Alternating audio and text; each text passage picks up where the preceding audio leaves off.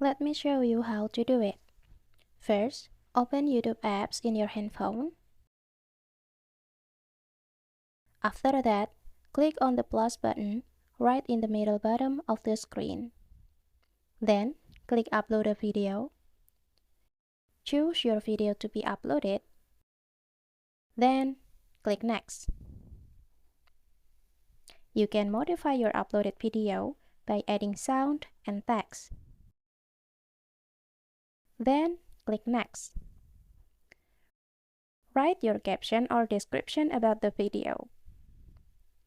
You can set your video publishing as well as your target audiences, whether it's made for kids or not. The last step is click Upload and your video is ready to be watched and shared.